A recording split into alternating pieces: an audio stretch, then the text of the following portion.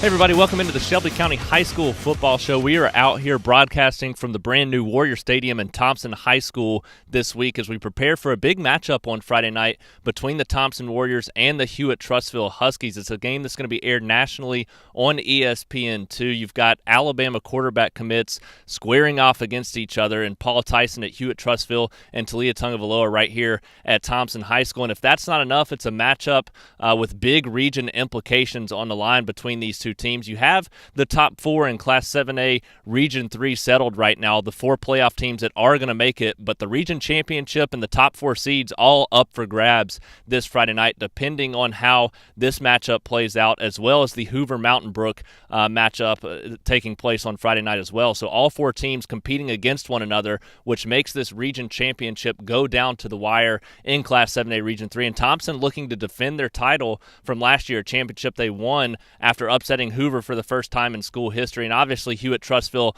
a new addition to the region this year, has made things even more challenging, as well as the shock of Mountain Brook that was undefeated until last week when Thompson was able to pull off that 31-7 victory. But we're going to talk about that huge showdown, what can happen as far as the playoff scenarios, the seeding there. We'll run down through all of that in Class 7A Region 3 for those four teams. We've also got some other monumental matchups, some big matchups that are going to take place on Friday night. Rivalry matchup between Helena and Pelham for a spot in the playoffs. Vincent battling for a spot in the playoffs as well. So plenty to touch on. We've got teams that are not only trying to get seeding, not only trying to get into the playoffs, teams that are just trying to gain some momentum and end the season on a strong note as we do enter this final week of region play. It's hard to believe we've made it through through such a successful season already to this point, and we're now at the last week of region play. It's flown by already, so we've only got 2 weeks of the regular season left, 1 week of region play, 1 week of non-region play the week after this, and then we dive into the playoffs. So the season's winding down for the teams that are making it to the postseason. Obviously, they want to be clicking and playing their best football over these next weeks as they do enter the playoffs. So we're going to touch on all the games that we have going on this Friday night, everything that can happen as far as playoffs go.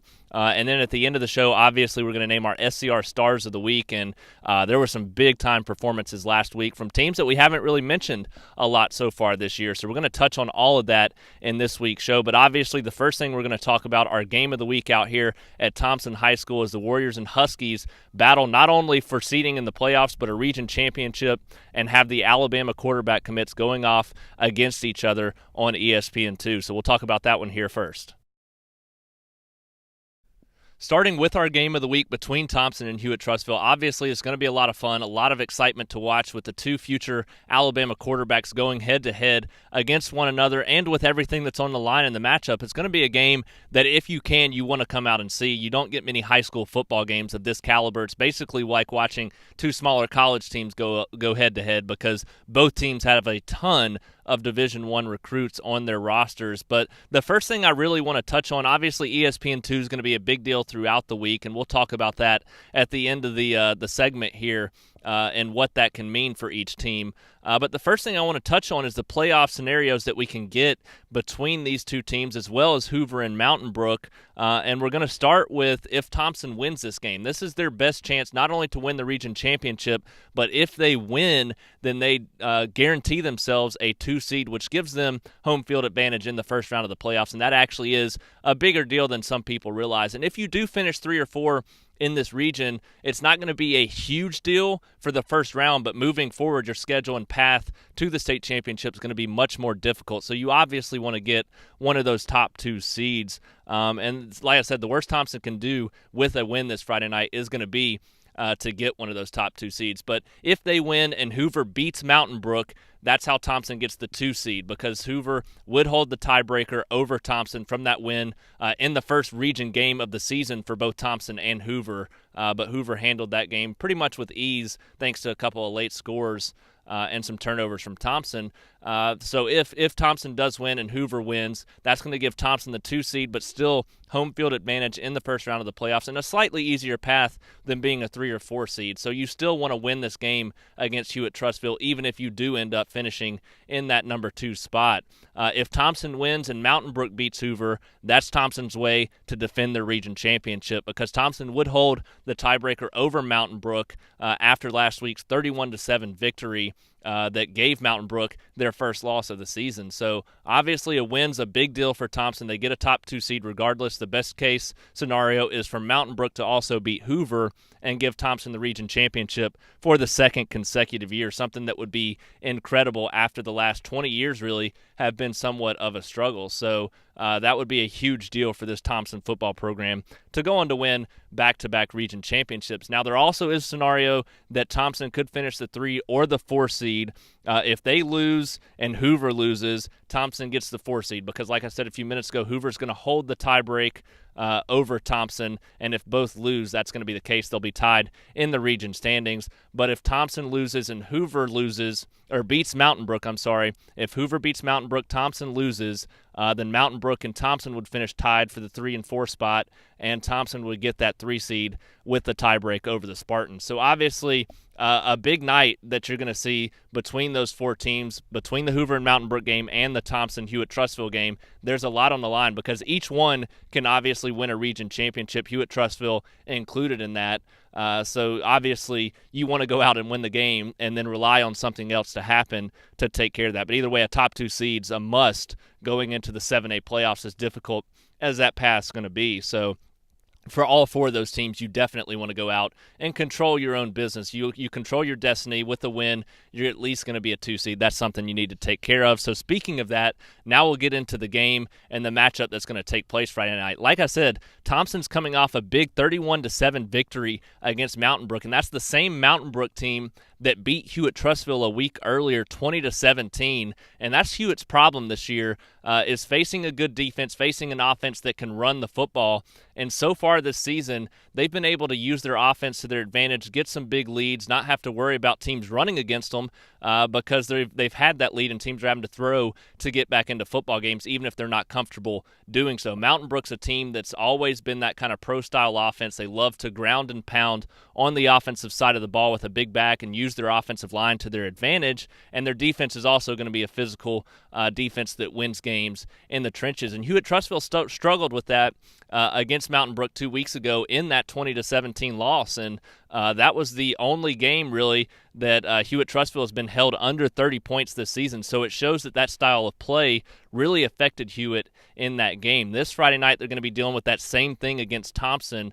While you may expect these teams to come out and want to air it out, let the quarterbacks loose, the 2 future Alabama quarterbacks go head-to-head against one another and put up stats on the scoreboard in front of a nationally televised audience on ESPN2, I think you're going to see a lot of what you saw from the Thompson Warriors last week, and head coach Mark Freeman making the decision to run the ball. Taulia Tagovailoa had his lowest passing total since getting to Thompson last year, right around 150 yards total with just 1 touchdown pass.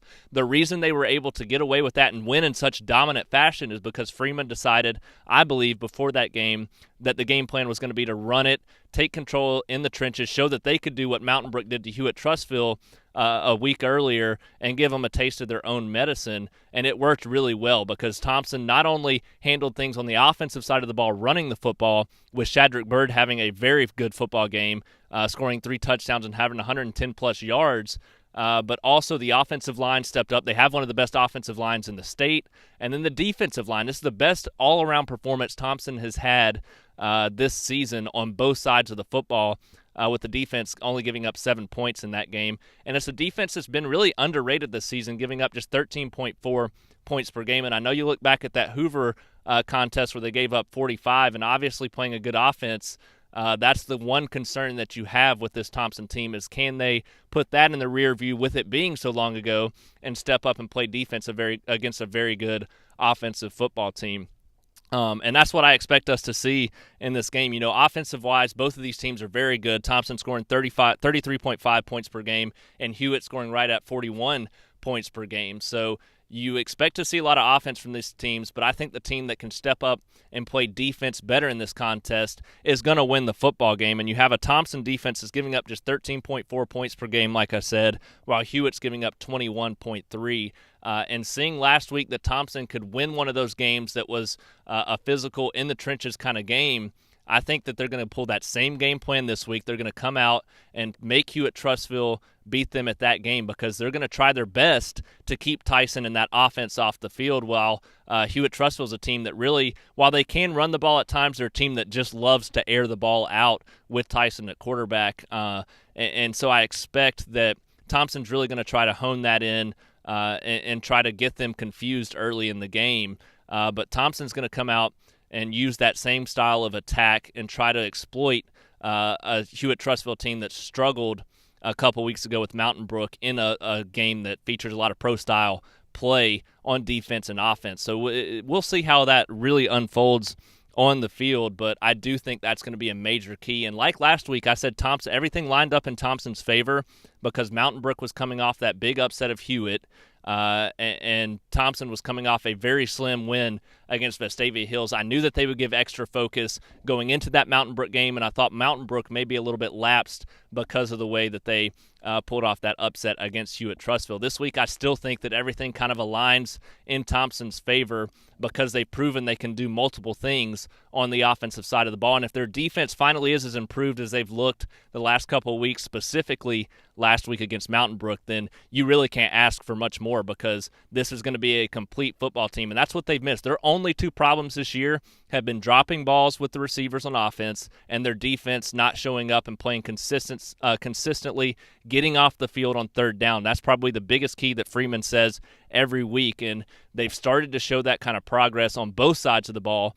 And if that's the case, this team truly has turned the corner, then I think that they're going to roll on to another win against Hewitt-Trussville on Friday night. The biggest thing, ESPN2's here. That can play into the game as well. It's going to be a nationally televised game, and Hewitt-Trussville has experienced that already. They were on ESPN to start the season in that doubleheader out at Hoover High School. Or no, I'm sorry, they played Cedar Grove, Georgia in a tough game on the road. But that's one of those things that they have that experience, and that'll help them in this game being a nationally televised game where Thompson may come out and struggle a little bit with that kind of exposure and the nerves of that kind of environment. Either way, Thompson's got the home field advantage. I think they will have the better game plan overall, and we'll see how that kind of factors in to the contest. But it's going to be a lot of fun. If you can, you should make it out to this football game. The weather's supposed to be nice on Friday night, and to get to see two high school quarterbacks of this caliber lead their teams against one another, it's just going to be what high school football is all about. And I will be here, and I think you should be too, because it's going to be one of the best high school football games that I think you will have ever seen. So try to make your way out here to Warrior Stadium for that big game. Obviously our game of the week, and it's going to be a lot of fun as we talk about, get a view of those two quarterbacks as well as two state championship contending football teams. So get out, enjoy it. It's going to be a fun time out here at Warrior Stadium.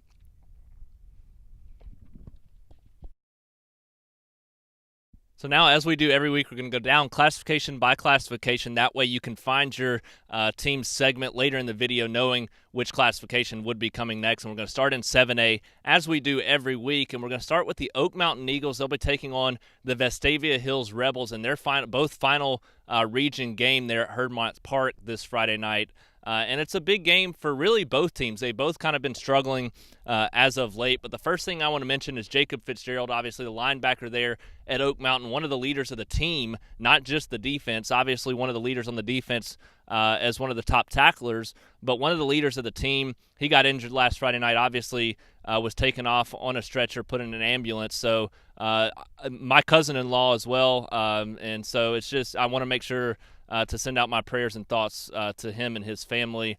So thinking of you, Jacob, and hope you're doing well. But from what I've heard, you are, and that's awesome to hear. So get back out there, get healthy, and we'll look forward to seeing you again soon. But it's a game where Oak Mountain and Vestavia, like I said, they've been struggling the last few weeks. The Eagles have lost 7 in a row.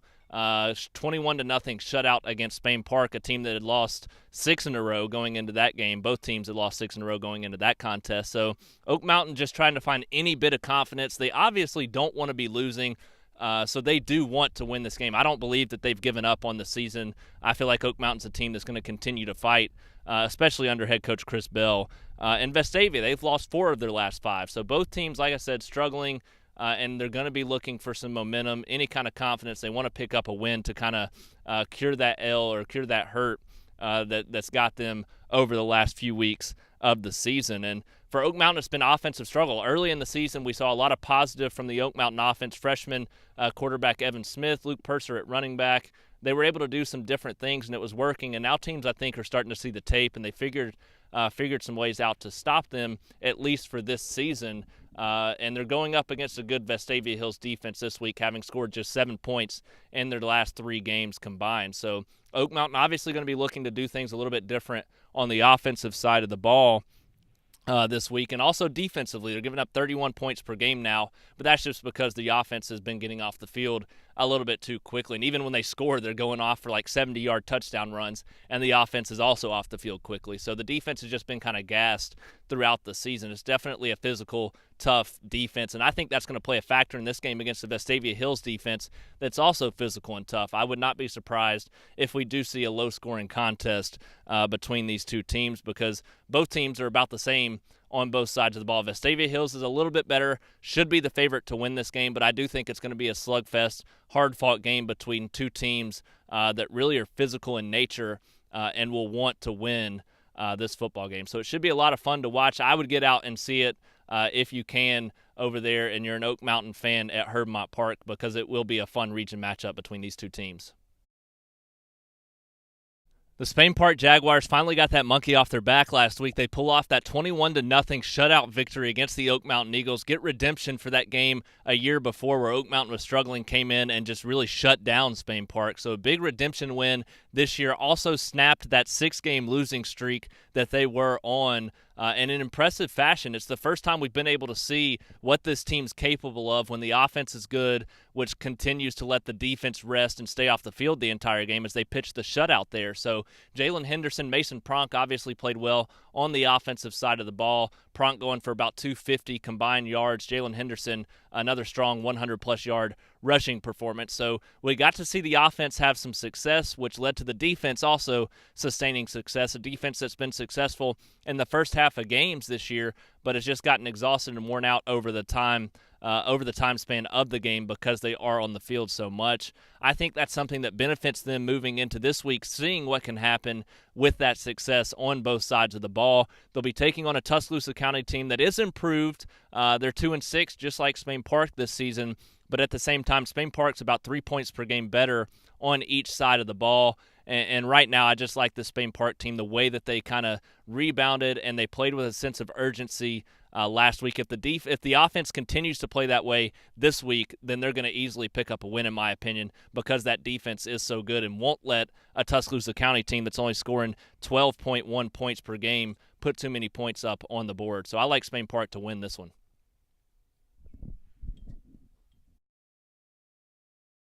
At the beginning of the season, I would have never guessed that this game would have been for the final playoff spot in the region. I thought Pelham really had a chance to win the region championship this year, compete with Homewood and Jackson Olin for that spot. I thought they were better than both, to be honest with you.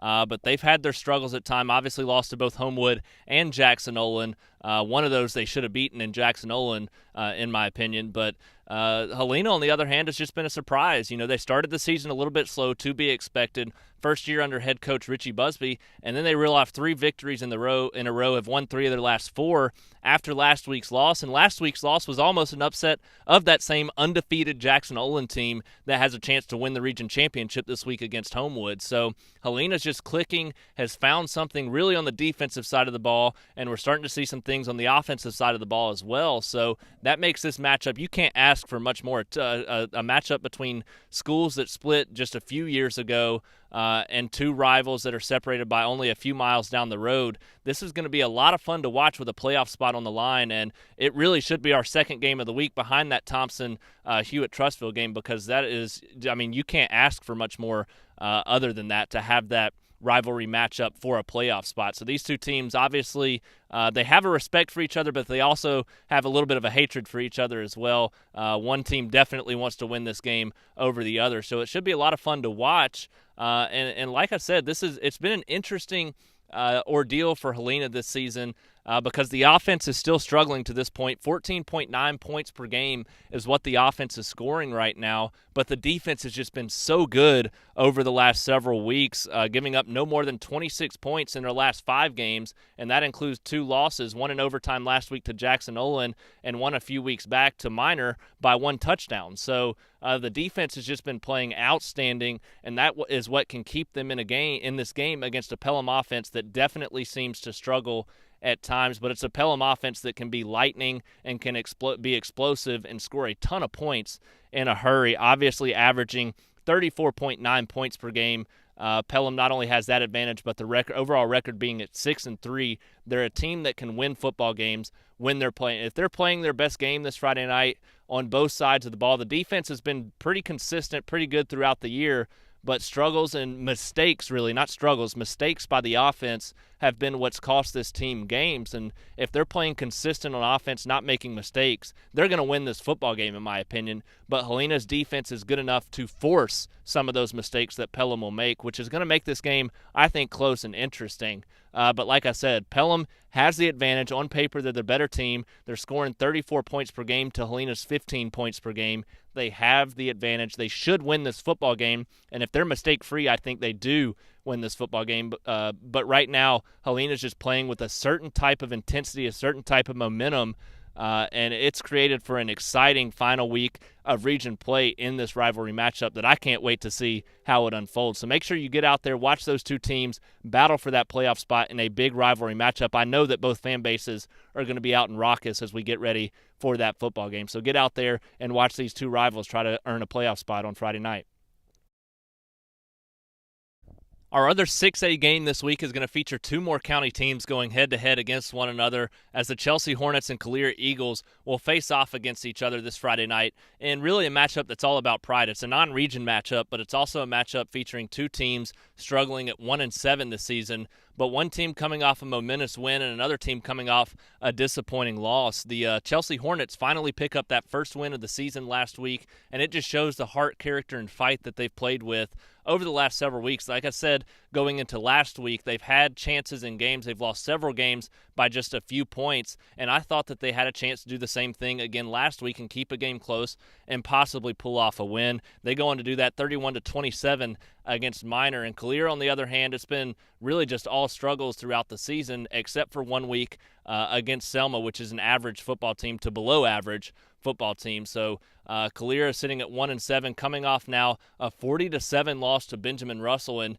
really every game for Calera this season has featured a contest they've been in at halftime. They've played well in the first half, and then the second half, I don't know what happens, but they just kind of lose their luster a little bit and aren't playing as well in the second half. And I know it has to do with depth. They've moved up from 5A to 6A. I know head coach Andrew Zal told me at the beginning of the year they were going to be playing a lot of guys on both sides of the ball, and specifically on the offensive and defensive line. And in 6A football, that just gets really tough and exhausting, specifically in the second half. So I know that's been a problem for Calera so far this season, but they have so much talent that they'll be able to compete in this football game, even though they missed out on the playoffs with last week's tough loss to Benjamin Russell, and Chelsea is coming in off a win. I do think that win for Chelsea will help them in this game, and I think it could lead them to their second win in a row, but I also think that Calera's got a lot of talent on their football team and can easily win this one as well. It was the toughest game to pick this week, but I do really like the way that Chelsea is playing with their fight and heart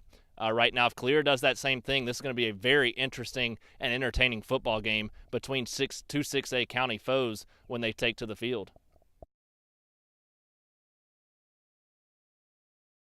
Right now, this game between Briarwood and Fairfield is scheduled for Thursday night. It is supposed to be raining all day, really throughout that night as well, with 100% chance of rain. Temperatures are going to be in the 50s, so if you are going and this game is played on Thursday night and not moved, make sure you take a rain jacket and make sure you wear some warm clothes because it is going to be a brutal one, which benefits Briarwood. So it's a good thing for the home team there in that matchup because they're a team that loves to play defense and run the football, and that's exactly what this Briarwood team is going to do, especially if it's raining like that. They already have the advantage in this game, but they are coming off a very difficult 21-7 loss to the Ramsey Rams, a game that was for the region championship. Ramsey went on to win that one, like I said, 21-7, take the region crown.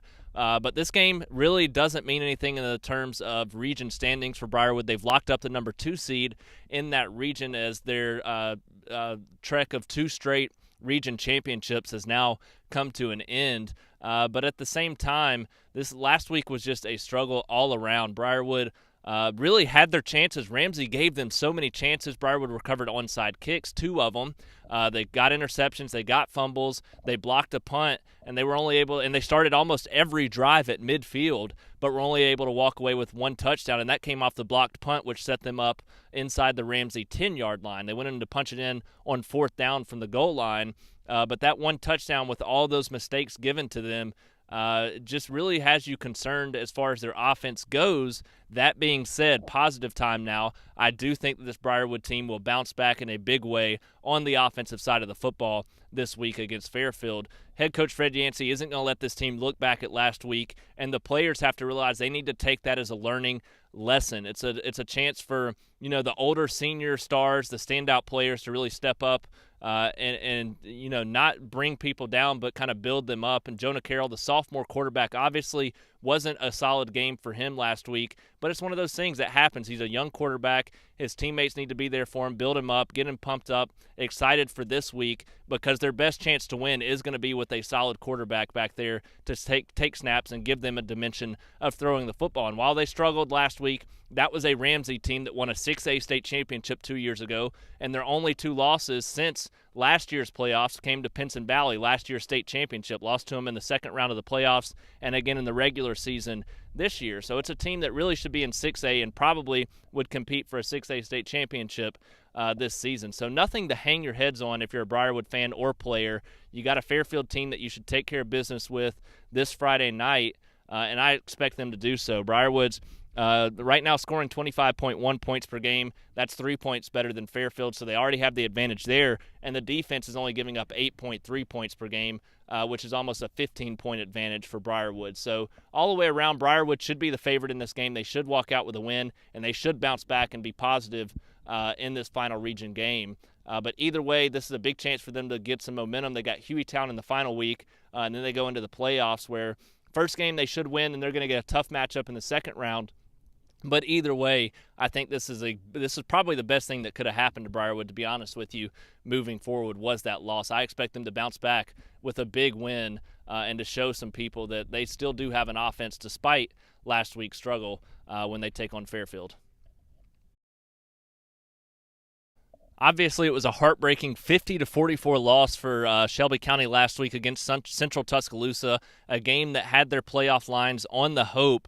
Shelby County wins that one. They set up a must-win matchup this week against Jemison, but instead they fall by 6 points. Gave a valiant effort, though. That was an unbelievable game, and for them to almost come back and win was an incredible thing for the Wildcats. And while they're missing out on the playoffs again, and while they've had some struggles this season, this is the week where I really find out what kind of Shelby County football team this is. They can impress me for the entire season with this one game against Jemison on Friday night. It's a game that last year ended in a tough brawl at the end of the game, and really saw some difficult things. No fan base was happy about that, and neither team, I'm sure, coach was happy about that. I know head coach Heath Childers wasn't at all. So this is the week they have a chance to redeem themselves, and this is a game that's really just for pride, a chance for them to prove themselves, both teams. And right now, Shelby County's the better team. They should win this football game, but it's about how they handle themselves on the football field, because yet again, like last year, coming off a game that's eliminated them from the playoffs, and they've had a struggling 2018 football season. So now it's how you handle that situation. They talked about making changes in the program and getting guys in there that wanted to be there no matter how the outcome of games went.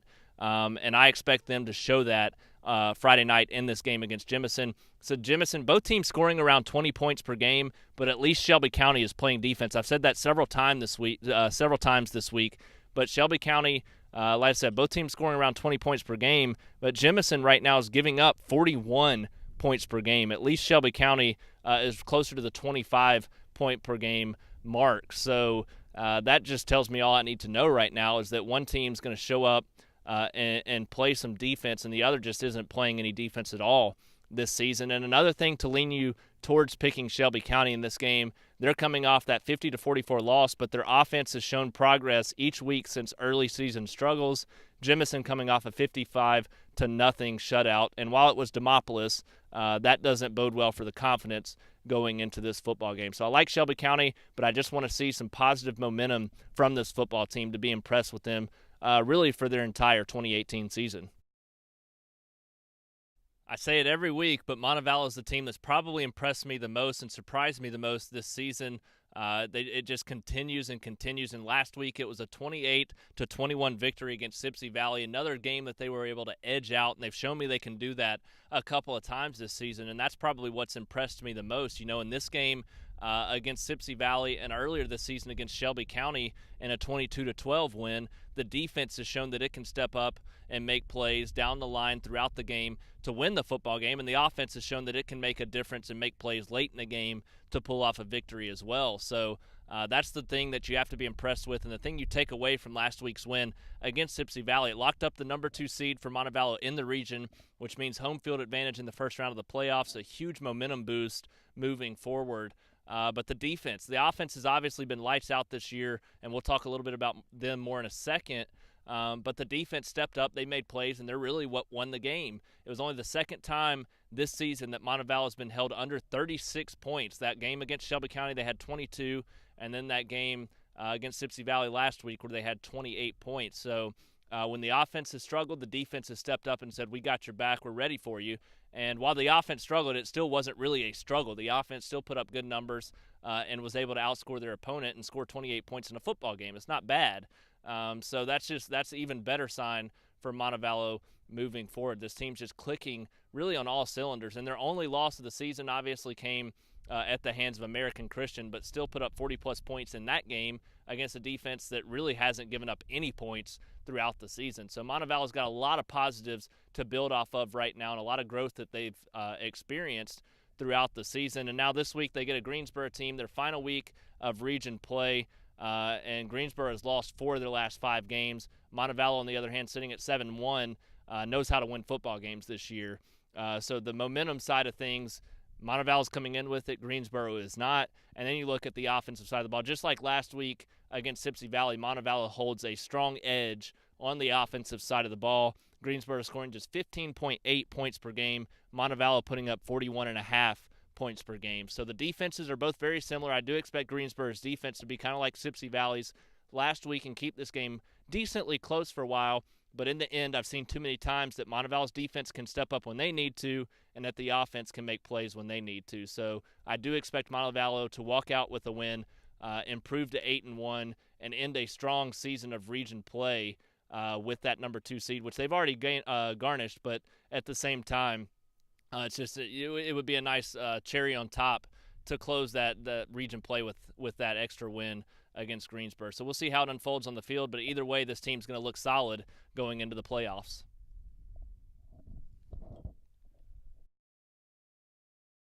Last week's game against Reeltown means nothing for this Vincent Yellow Jackets football team. They lost that game 48-13. They fought in it for a decent amount of time before Reeltown just really showed that they were the better team. They showed they were the deeper team when it came to depth. But it means nothing to Vincent. Vincent won 3 games in a row coming into that game, so technically 3 of their last 4 games they have won, and they need to remember those 3 games before as they head into this matchup with Fayetteville on Friday night, because this is a game for the playoffs, and Vincent has the chance to be in the playoffs for the first time since 2014 with a win against a team that they're better than. They should straight up win this game, and I'm going to be honest when I think a team should win a game with ease. And this is a team that Vincent should be able to handle.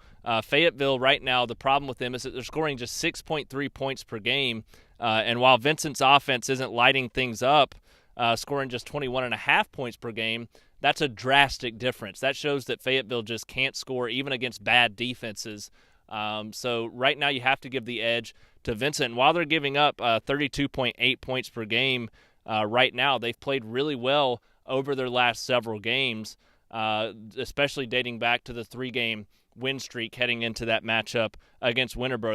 Against Reeltown. They shut down Winterboro, they shut down Central Coosa, and they shut down Horseshoe Bend. And I think that they've shown that they can be the better defense, better team against teams that are struggling. This is a Fayetteville team that is struggling to score. Vincent's defense is going to make its voice heard and make a statement in this one and earn that playoff spot. I really do believe that. They're the better team in this football game, and they deserve a spot in the playoffs. They've worked hard the last 2 years, and I would love nothing more than to see Vincent earn a spot in the playoffs at the conclusion of the 2018 football season, or really the conclusion of region play on Friday night. But I expect that to happen with a win against Fayetteville on Friday.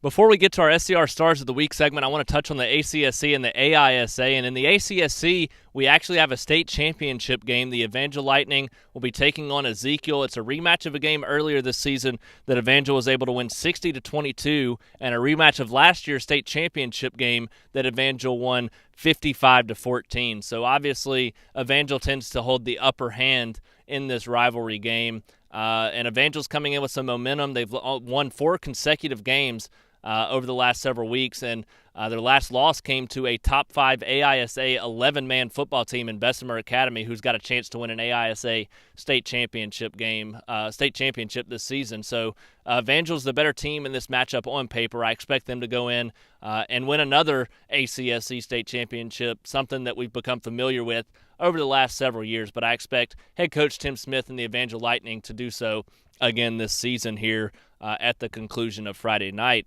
The only AISA game that we have taking place this Friday night, that's going to be Coosa Valley taking on Southern Academy. And Coosa Valley last week, they clinched that playoff berth with a strong 42-8 win against Evangel Christian Academy out of Montgomery. So Coosa Valley finally starting to get some momentum, won 3 of their last 4 games on the season. They'll be taking on a difficult competitor this Friday night as they hit the road, take on Southern Academy, who has won 6 of their last 7 and 4 in a row. So I would give the lean in the favor of Southern Academy to pull off the win in this game. But Coosa Valley's gotten better every week, and Caleb Allen continues to impress. We'll talk about him more in our SCR Stars of the Week segment in just a second. But yeah, Southern Academy's playing extremely well. Coosa Valley's improving.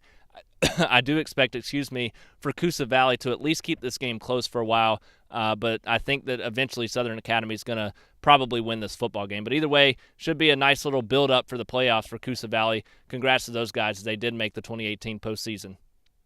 Finally, we're to our SCR Stars of the Week segment, the final segment of the show as we close things down and wrap things up, heading into another week of high school football featuring the final week of region play. And we're going to start in 7A, go down classification by classification like we do the entire show with our SCR Stars. And we'll start at Thompson. And normally you hear Talia Tungavaloa's name in this section, and you just did, but he's not the highlight this week, and he's not going to actually be named one of the SCR Stars of the Week. Although he did captain his team to a big win against Mountain Brook, but some other people deserve some love, and that's Shadrick Bird at the running back position. A strong performance for him, 110-plus rushing yards, 3 touchdowns, as he really dominated the Mountain Brook defense on the ground, and give kudos to his offensive line. We'll talk about them as well. But I want to give a shout-out. While Shadrick Bird played well, we also need to jump to the defensive side of the ball. Jeremiah Alexander, a lot of credit for him. Last week got several Division I offers from big SEC schools and other schools around the country. A freshman defensive end, hybrid linebacker player there for the Thompson Warriors. And for him as a freshman to be getting those kind of offers shows the talent level that he has and the ceiling that he can get to as a high school football player here with the Warriors. But speaking outside of that, the entire defense really just shut down the Mountain Brook defense. I was most impressed with the way that Thompson handled that game in the trenches. The defensive line as well as the offensive line both deserve a lot of credit in that win. They shut down a Mountain Brook offense that loves to run the ball, and they were on the offensive side of the ball able to run the ball against a Mountain Brook defense that's very physical and loves to stop the run. So Very impressive game all around from Thompson on both sides of the ball. Also in 7A, we've got another guy, a couple of guys that I want to mention. We hadn't gotten to mention Spain Park much this season in the SCR Stars of the Week segment, but this week you got Jalen Henderson and Mason Pronk, both the quarterback there at Spain Park. Mason Pronk went for 228 combined yards, led his team to a 21-0 shutout against Oak Mountain to help his team get redemption from a loss the year before. And Jalen Henderson, I also meant to mention that Pronk had 2 touchdowns rushing, 2 combined touchdowns in that game for the Jags as well. But Jalen Henderson, a nice 117-yard touchdown, a nice 117-yard performance with a touchdown on 21 carries. So an impressive performance for Jalen Henderson and Mason Pronk in the backfield there for the Spain Park Jaguars. Moving down to 6A, another name that we have not gotten to mention a lot this year, and that's Turner Griffin, the quarterback of the Chelsea Hornets. And I said during the first game of the season, the one that was delayed until Saturday between Briarwood and Chelsea, that I saw a lot of flashes from Turner Griffin that he could be a solid quarterback for the Hornets this season, and had shown that improvement from last year to this year, and it's showed off throughout the season. This past week, Griffin was able to post 344 passing yards and 2 touchdowns. And not only that, he got so many receivers involved in the game. They had 7 receivers, I want to say, that had 30-plus yards receiving in that game. So that's a sign of a true quarterback that's able to get several different guys involved across the field. His eyes aren't in one spot. He's able to go to his backups and his checkdowns and not just one run-given route and throw it to that same receiver. So that's kudos to Turner Griffin, a solid performance for him as he led Chelsea to their first win of the season against Minor 31-27. Also in the 6A classification, I want to talk about Pelham and Helena.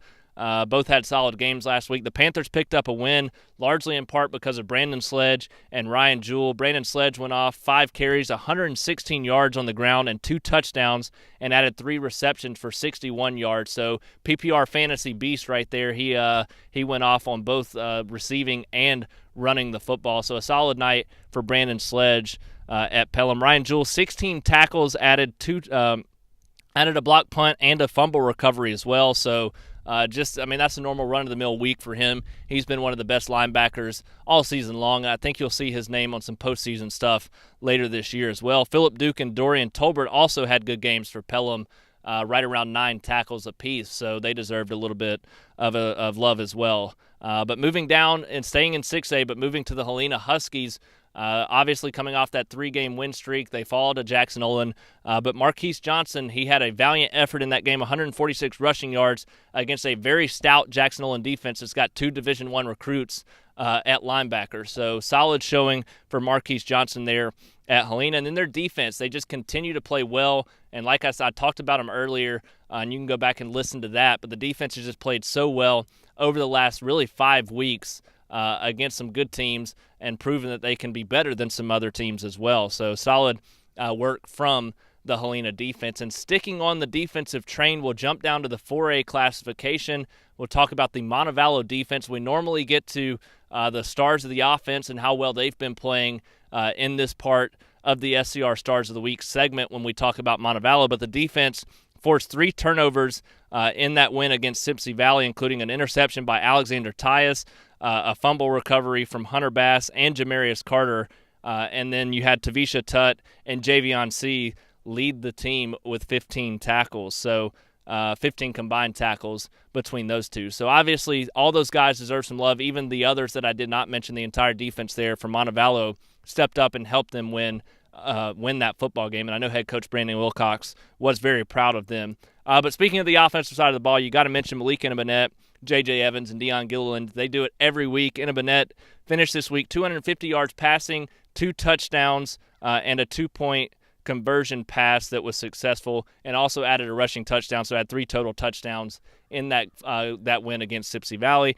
J.J. Evans continues to do it. Another one of those guys getting Division I offers. He ended up with 6 catches, 130 yards, and a touchdown, and was on the receiving end of a 2-point conversion pass from Malik Innibanet. And then Gilliland, this is one of those things where, like Sledge earlier, he flashed his hands, he flashed his running ability, but 96 rushing yards and 46 receiving yards, and added 2 combined touchdowns there for the Bulldogs as the offense continues to play well.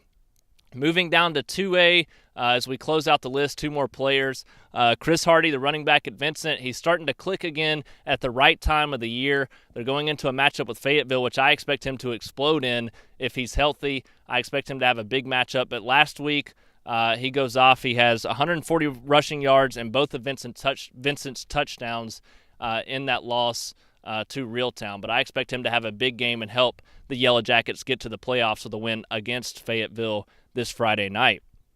Our final guy that we're going to talk about comes from Coosa Valley Academy. You heard me mention his name last week, but Caleb Allen, the running back there for the Rebels, had 233 rushing yards and 4 touchdowns, another strong performance, and has 536 combined yards in the last 2 weeks, and has now topped 1,000 yards on the season there. So I know the Coosa Valley fan base is proud of him, his teammates, his coaching staff, all proud of the way Caleb Allen has handled this season, specifically the last 2 weeks, and like Hardy, playing well at the right time of the season as they get ready for the playoffs in a couple of weeks. So that's our list of SCR Stars of the Week, a solid group of players right there. I love to mention those guys' names and continue to add to the list. So if you have any suggestions, don't hesitate to reach out and let me know who deserves a spot on our list as an SCR Star of the Week, because I mention a lot of names every week. We may trim the list down next year to just a few players, but right now I'm doing as many as I can get in there, as talented as there are players in Shelby County. So we'll continue to do that throughout the rest of this season. But that's going to do it. That's the show. Obviously a big week, the final week of region play. We're going to have a lot of fun with this. We'll have our great coverage as we do every week on Friday night. Make sure you're following us on Twitter. At SCR Sports is the Twitter account, to make sure you're getting updates from all the games around the county, as well as which teams make the playoffs and where they will be seated at the end of Friday night. So it's going to be action-packed. I would make sure to get out and find a football game that you can watch. If you just love college football in general, come out here to Warrior Stadium. You're going to see 2 future, not only quarterback stars headed to Alabama, but several other Division I recruits going to SEC schools. So make sure you get out to this game if you can, as we get 2 top 5 teams battling for a region championship. So it's going to be a lot of fun Friday night. I look forward to seeing you out there. But for now, that's going to do it from here at the new Warrior Stadium, where our game of the week will take place between Thompson and Hewitt-Trussville.